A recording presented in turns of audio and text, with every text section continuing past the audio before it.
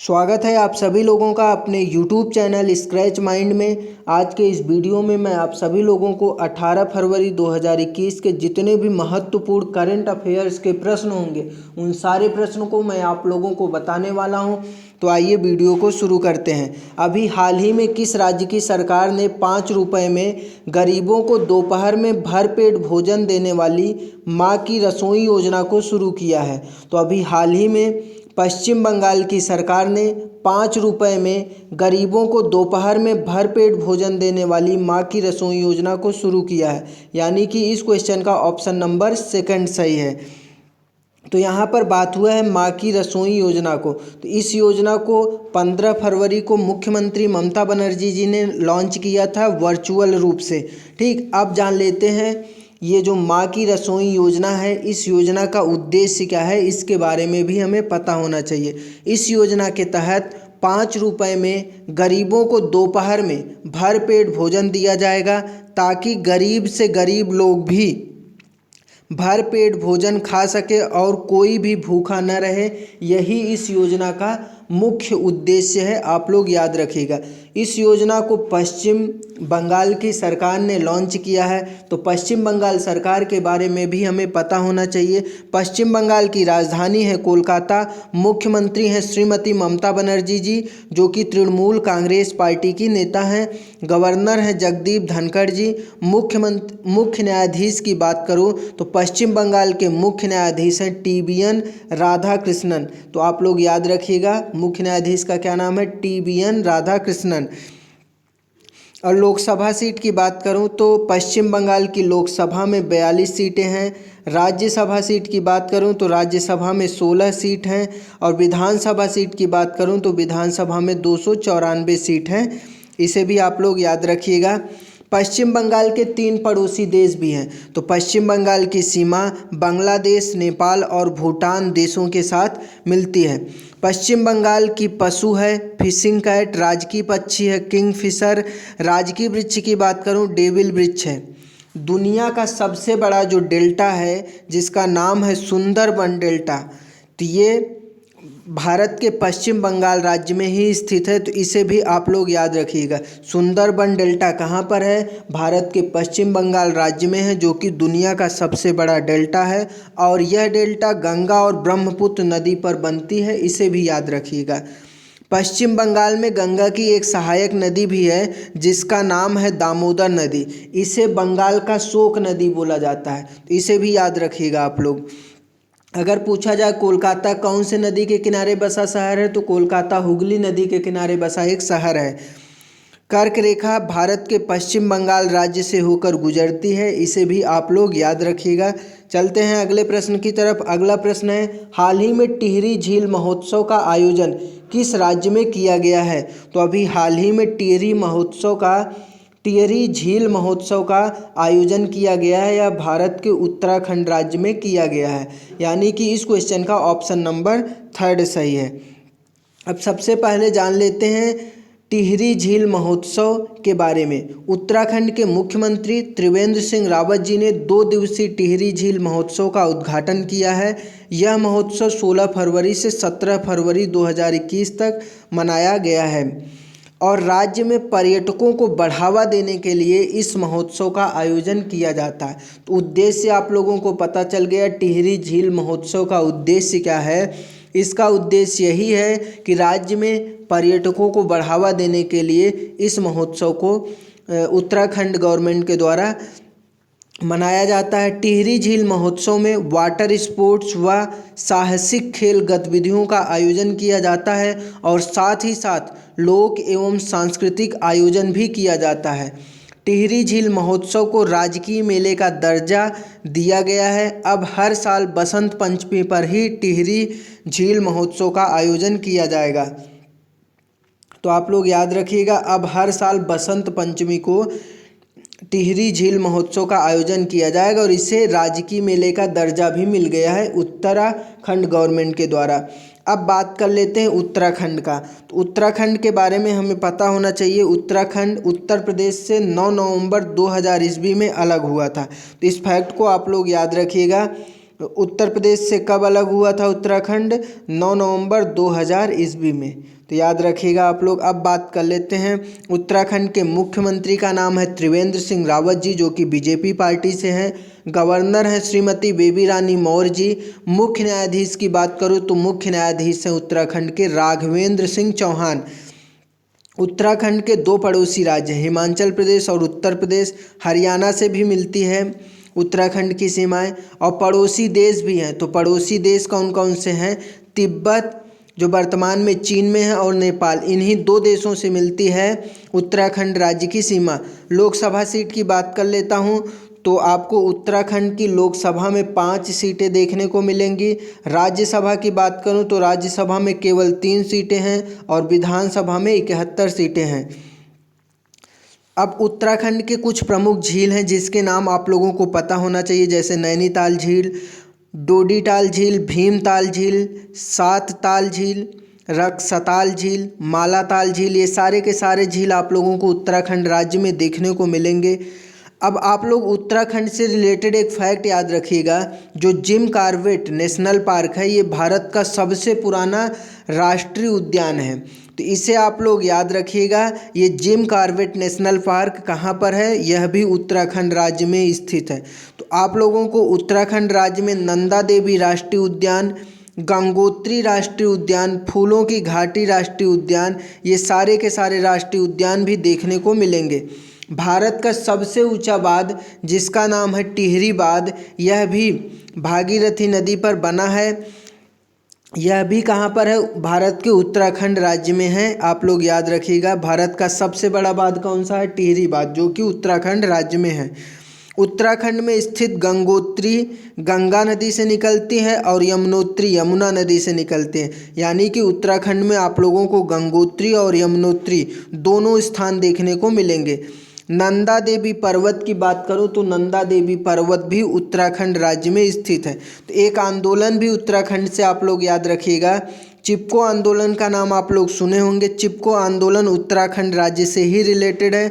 और चिपको आंदोलन से जो पेड़ों की कटाई, चिपको आंदोलन में हुआ क्या था मैं ये बता दे रहा हूँ।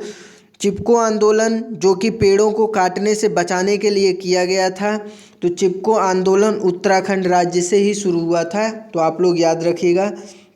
अगला प्रश्न है, हाल ही में कौन सा राज्य प्रधानमंत्री कौशल विकास योजना के दूसरे चरण के अंतर्गत रोजगार प्रदान करने में शीर्ष पर रहा है?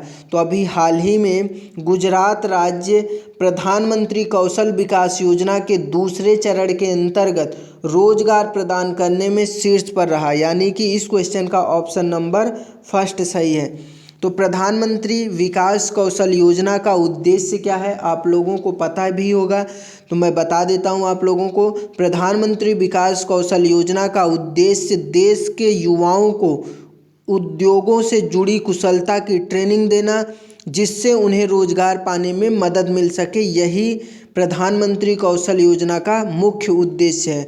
और इस योजना के तहत गुजरात राज्य है जो कि सबसे ज़्यादा रोजगार प्रदान किया है, यानी कि शीर्ष पर है। तो अब हम लोग गुजरात राज्य के बारे में भी जान लेते हैं। गुजरात की राजधानी है गांधीनगर। मुख्यमंत्री हैं विजय रूपानी जी, जो कि बीजेपी पार्टी से हैं। गवर्नर की बात करूं तो गवर्नर हैं आचार्य देवव्रत जी। मुख्य न्यायाधीश हैं विक्रमनाथ। गुजरात के एक पड़ोसी देश भी है, यानी कि गुजरात की सीमा पाकिस्तान देश के साथ भी लगती है। अब गुजरात की लोकसभा सीट की बात कर लेता हूं तो गुजरात की लोकसभा में 26 सीटें हैं, विधानसभा में 11 सीटें हैं। और हम लोग बात करें विधानसभा में 182 सीटें हैं। और राज्यसभा की बात करूं तो राज्यसभा में केवल 11 सीटें हैं। तो लोकसभा में 26 सीटें, विधानसभा में 182 सीटें, राज्यसभा में 11 सीटें हैं। अगला प्रश्न है, अभी हाल ही में वाणिज्यिक जूट बीज वितरण योजना को किसके द्वारा लॉन्च किया गया? तो अभी हाल ही में वाणिज्यिक जूट बीज वितरण योजना को श्रीमती स्मृति ईरानी जी के द्वारा लॉन्च किया गया है। यानी कि इस क्वेश्चन का ऑप्शन नंबर थर्ड सही है। ठीक। अब यहाँ पर अन्य ऑप्शन भी दिए गए हैं, अन्य ऑप्शन के बारे में मैं आप लोगों को बता दे रहा हूँ। एस जयशंकर कौन है? एस जयशंकर हमारे देश के विदेश मंत्री हैं। अमित शाह की बात करूं तो अमित शाह गृह मंत्रालय को देखते हैं। स्मृति ईरानी कपड़ा मंत्रालय को देखती हैं। अब हम लोग जूट के बारे में जान लेते हैं। जूट जो टर्म आया है इसका मतलब क्या होता है? तो यह एक प्राकृतिक फाइबर है। जूट सबसे सस्ता फाइबर है जो पौधों के तने की त्वचा से प्राप्त किया जाता है। जूट को गोल्डन फाइबर भी कहा जाता है और भारत में स्वर्ण फाइबर क्रांति जूट उत्पादन से जुड़ी है। तो आप लोग याद रखिएगा। केंद्रीय कपड़ा मंत्री श्रीमती स्मृति ईरानी ने 15 फरवरी 2021 को वाणिज्यिक जूट बीज वितरण को शुरू किया। वाणिज्यिक जूट बीज वितरण योजना को भारतीय जूट निगम और राष्ट्रीय बीज निगम के बीच एक समझौता ज्ञापन के बाद लॉन्च किया गया। तो आप लोग याद रखिएगा, जो वाणिज्यिक जूट बीज वितरण योजना है को भारतीय जूट निगम और राष्ट्रीय बीज निगम के बीच एक समझौता ज्ञापन के बाद ही लॉन्च किया गया। अब मोस्ट इम्पॉर्टेंट हम लोग बात जान लेते हैं। ये जो वाणिज्यिक जूट बीज वितरण योजना शुरू की गई है इसका उद्देश्य क्या है?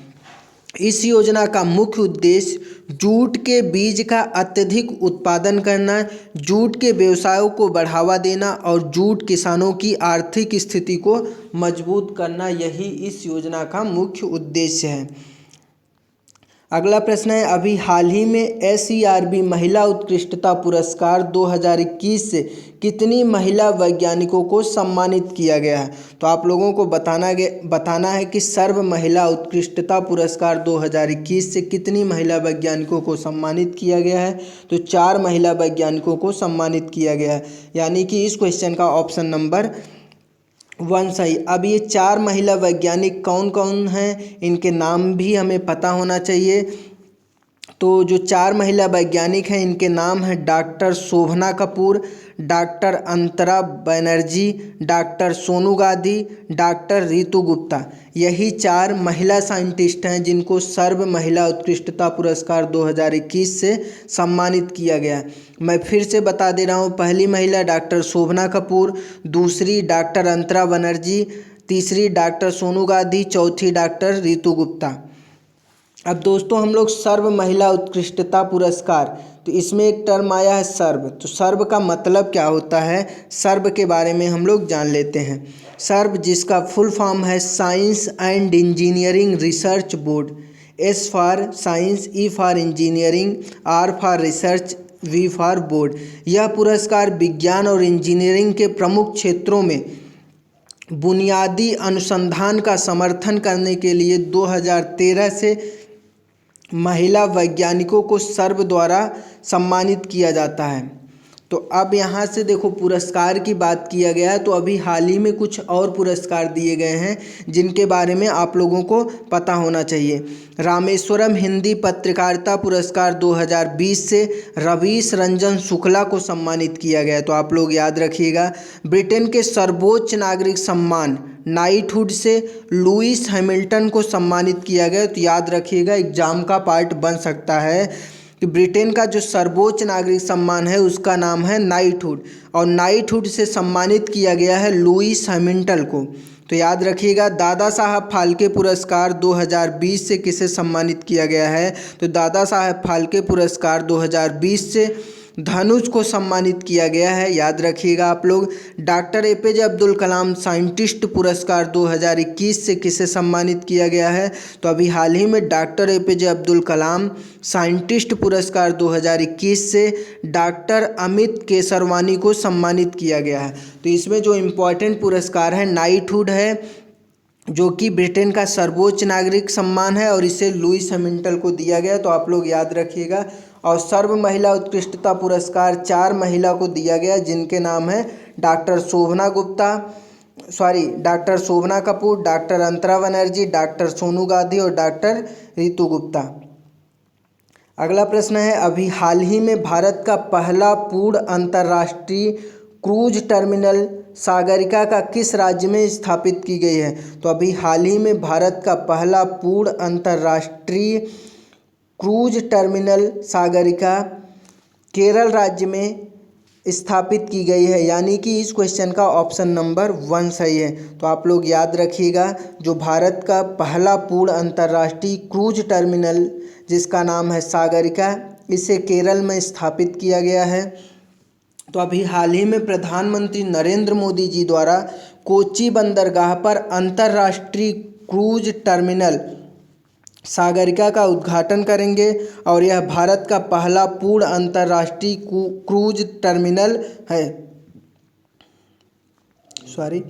इस टर्मिनल को स्थापित करने का उद्देश्य पर्यटन को बढ़ावा देना और इस टर्मिनल की कुल लागत 25.72 करोड़ रुपए है। तो याद रखिएगा, ये जो भारत का पहला पूर्ण अंतर्राष्ट्रीय क्रूज टर्मिनल सागरिका है, इसकी लागत कितनी है? तो इसकी लागत है 25.72 करोड़ रुपए। और इसका उद्देश्य क्या है? तो इस टर्मिनल को स्थापित करने का बस एक ही मात्र उद्देश्य है, पर्यटन को बढ़ावा देना। अब इसे केरल में स्थापित किया जा रहा है, तो केरल के बारे में हमें पता होना चाहिए। केरल की राजधानी है तिरुवनंतपुरम। मुख्यमंत्री हैं पिनराई विजयन, जो कि भारतीय कम्युनिस्ट पार्टी के नेता हैं। गवर्नर हैं आरिफ मोहम्मद खान। मुख्य न्यायाधीश हैं एस मणिकुमार। अब हम लोग केरल के लोकसभा सीट की बात कर लेता हूं। तो केरल की लोकसभा में कितनी सीटें हैं मैं आप लोगों को बता दे रहा हूं। केरल की लोकसभा में आप लोगों को 20 सीटें, राज्यसभा में केवल 9 सीटें और विधानसभा में 140 सीटें देखने को मिलेंगी। अभी हाल ही में स्नैकपीडिया मोबाइल ऐप को किस राज्य में लॉन्च किया गया है? तो अभी हाल ही में स्नैकपीडिया मोबाइल ऐप को लॉन्च किया गया है केरल राज्य में, यानी कि इस क्वेश्चन का ऑप्शन नंबर 1 सही है। अब हम लोग स्नैकपीडिया मोबाइल ऐप के बारे में भी जान लेते हैं। इससे रिलेटेड जो भी जानकारी है उसके बारे में हम लोग जान लेते हैं। केरल राज्य में सांपों पर एक मोबाइल एप्लीकेशन जिसका नाम है स्नैकपीडिया को लॉन्च किया गया है, ताकि जनता के साथ साथ डॉक्टरों को भी सांप के काटने का इलाज करने में मदद मिल सके। स्नैकपीडिया एक एंड्रॉयड मोबाइल एप्लीकेशन है जो दस्तावेजों को चित्रों, इन्फोग्राफिक्स और पॉडकास्ट की मदद से सांपों की जानकारी देता है। तो आप लोग याद रखिएगा, इस ऐप पर सांप के काटने से तुरंत प्राथमिक चिकित्सा उपचार, सांप की विभिन्न प्रजातियों के बारे में जानकारी प्रदान की जाती है। इसे केरल में लॉन्च किया गया। केरल के बारे में मैं आप लोगों को तुरंत ही बताया हूँ, तो आप लोग जानते हैं। अगला प्रश्न है, अभी हाल ही में आईपीएल टीम्स किंग्स 11 पंजाब का नाम बदलकर क्या कर दिया गया? तो अभी हाल ही में आईपीएल टीम्स किंग्स 11 पंजाब का नाम बदलकर पंजाब किंग्स कर दिया गया है, यानी कि इस क्वेश्चन का ऑप्शन नंबर 1 सही है। तो अब हम लोग आईपीएल के बारे में जान लेते हैं। आईपीएल का पूरा नाम है इंडियन प्रीमियम लीग, जिसका पहला संस्करण कब हुआ था ये पूछा जा सकता है। तो आईपीएल का पहला संस्करण सन 2008 ईस्वी में हुआ था। कब हुआ था?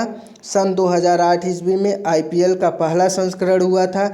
और आईपीएल की जो टीम किंग्स 11 पंजाब थी उसको अब कर दिया गया है पंजाब किंग्स के नाम पर। अब हम लोग बात कर लेते हैं, 2008 में पहला संस्करण खेला गया था जिसमें विजेता टीम राजस्थान रॉयल्स थी और उप विजेता टीम चेन्नई सुपर किंग्स थी, जो 2008 में पहला संस्करण हुआ था उसकी। 2020 का कौन सा संस्करण यूएई देश में खेला गया था ये भी पूछा जा सकता है। तो 2020 में आईपीएल का 13वां संस्करण यूएई संयुक्त अरब अमीरात देश में खेला गया था। आईपीएल 2020 में विजेता टीम कौन थी? तो आईपीएल 2020 में विजेता टीम मुंबई इंडियंस थी।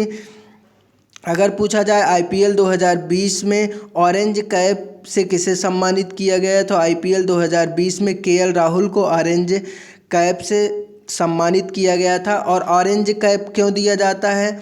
जो सर्वाधिक रन बनाते हैं उनको ऑरेंज कैप दिया जाता है। आईपीएल 2020 में सर्वाधिक विकेट लेने वाले खिलाड़ी का नाम कागिसो रबाडा था, जिनको पर्पल कैप दिया गया था। आगे हम लोग बात कर लेते हैं, अभी हाल ही में traffic crash injuries and disabilities the burden on Indian society report को किसके द्वारा जारी किया गया है? तो अभी हाल ही में traffic crash injuries and disabilities the burden on Indian society report को विश्व बैंक के द्वारा जारी किया गया है, यानी कि इस क्वेश्चन का ऑप्शन नंबर 3 सही है। तो हम लोग जान लेते हैं कि ये traffic crash injuries and disabilities the burden on Indian society report है क्या, इसके बारे में भी हमें पता होना चाहिए। इससे रिलेटेड हम लोग जानकारी पता कर लेते हैं। तो विश्व बैंक ने अभी हाल ही में traffic crash injuries and disabilities the burden on Indian society शीर्षक से अपनी रिपोर्ट को जारी किया है। यह रिपोर्ट केंद्रीय परिवहन मंत्री नितिन गडकरी जी द्वारा 13 फरवरी 2021 को जारी किया गया था।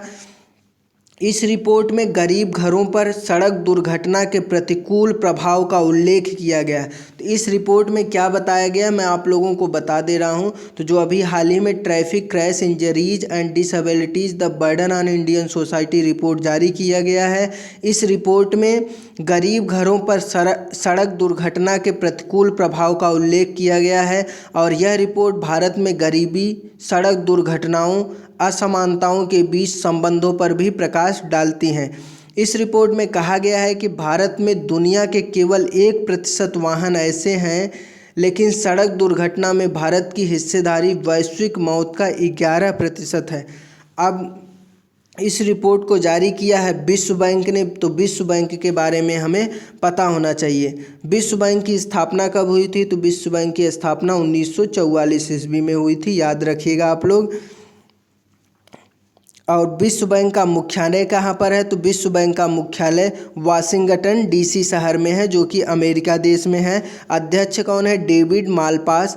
अगर एमडी एंड सीएफओ की बात किया जाए तो इसके सीएफओ हैं विश्व बैंक के एमडी यानी कि managing director and chief financial officer हैं अंशुला कांत जी, जो कि भारत देश की हैं।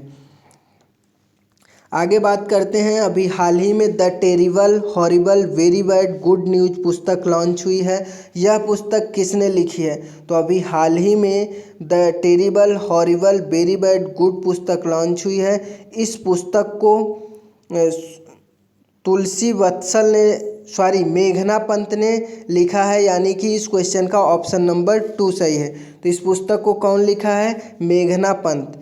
जो ये पुस्तक का नाम क्या है? The terrible horrible very bad good news. इस पुस्तक अभी हाल ही में इस पुस्तक को लॉन्च किया गया और इस पुस्तक के राइटर हैं मेघना पंत, यानी कि इस क्वेश्चन का ऑप्शन नंबर 2 सही है।